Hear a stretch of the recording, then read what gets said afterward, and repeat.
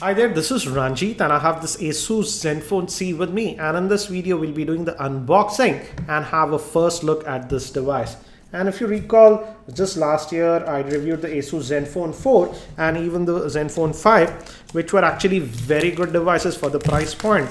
And now we have this new Asus Zenfone C, and this one sports a 4.5-inch screen. And this is being sold in India via Flipkart. The price quoted here on the box is $6,299, that's US $100. And I purchased it via Flipkart for rupees 5,999. That's almost 6,000 rupees. And if you're going to buy this device from Flipkart, please use my link. It does help the channel. And it says that it's 3G enabled. It also has Bluetooth 4 support. And it says about headphone output. And regarding RAM, it has 1 gig of RAM. Let us look at the device itself. Here is the device itself, and it comes with the Asus Zen UI. We'll look at this device a bit later. Let's see what is this. It says that the back cover can be opened, so let's have a look. And we have some manuals. That's the user guide, which is again in color and gives you a brief idea about the device, how to insert your SIM card, etc. This is the warranty card. We also have a micro USB cable, the Asus branded power brick, and it's written in very small text. I think it's 1.3 amps. And we have the battery also. Looks like we don't get any headset with this device. And it says here that the battery capacity is 2100 milliamp hour. Now let's look at this device itself. Take this out. That is the Asus Zenfone C, and this is in the black color. And let's open this one. We have an indent, so it easily actually opens, and it's a dual SIM device, and we can add our first SIM over here, second SIM, and the micro SD card also over here. It accepts a micro SD card also. So let me just pop in the battery, and let's do the first boot. Actually, it gave me haptic feedback the moment I inserted the battery. And the interesting thing about these Zenfone series is that they are powered by Intel Atom processor. So let's just power it on. Here we have the power button and the volume rockers. So let's do the first boot for this device. And it is powered by a 1.2 gigahertz dual core processor, but I believe hyper-threading might be enabled, hence the Android OS might see it as a quad core. And on the bottom we have these touch type capacitive buttons. That's for the back, home, and looks like this is for the multitasking tray. Regarding the front facing camera, it's just a VGA camera. We have the earpiece, and moving towards the back, the rear facing camera is a 5 megapixel shooter with LED flash. And this is the opening for the speaker. It'll be interesting to see how the speaker performs, because in the earlier series of Zenfone, the speaker output was not that great. And it is done. Let's quickly just set this up, and let me quickly connect to my Wi-Fi network. It just supports the 2.4 gigahertz band, and it connected to my Wi-Fi network, and we can add a Google account. We'll do that later on. And we can also create an Asus account if you would like to do that. But I'll do that later. Let's quickly just proceed.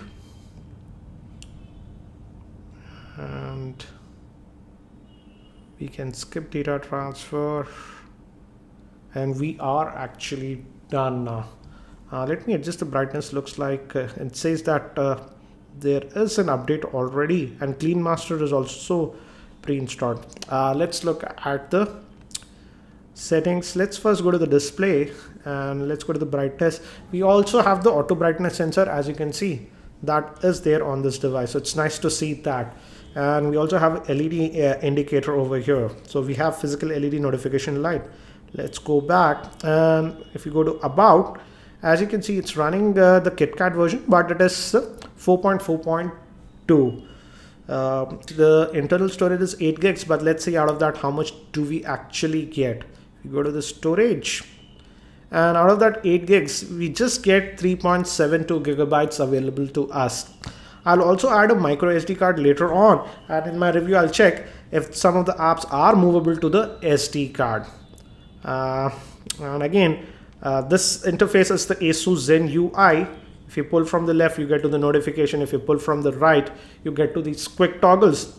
And this UI is actually pretty good, though it's not stock, but it performs actually pretty well. And this is the app tray that we get. So we have a custom app list, as you can see, and we get those slight animations. And notice how fluidly it's running. We also have the widgets over here. You can add the widgets. Let's just go back and let's fire up the web browser. Instead of this default web browser, let's use the Chrome web browser. It says set up the keyboard. I'll just skip this for time being. This is the default keyboard that we get, and we have a number row. And it's going to the mobile variant. As you can see, it's loading it actually pretty fast. It has 1 gig of RAM, and let's request the desktop variant. Again, it is handling it. Let's see the pinch to zoom. That seems to also be working very well. Let's open up one of the stories.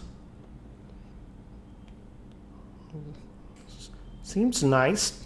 And regarding the screen, it sports a 4.5 inch screen, which is a 480 by 854 pixel screen. Not the highest resolution screen. In terms of PPI, it comes to 218, but the viewing angles look actually pretty good on this device. Now, if we talk about the general specifications, as I mentioned, it sports a 4.5 inch screen. It's powered by Intel dual-core 1.2 GHz processor. The GPU is the PowerVR SGX 544, 1 gig of RAM, 5 megapixel rear-facing camera, a front-facing VGA camera, and a 2100 milliamp hour battery.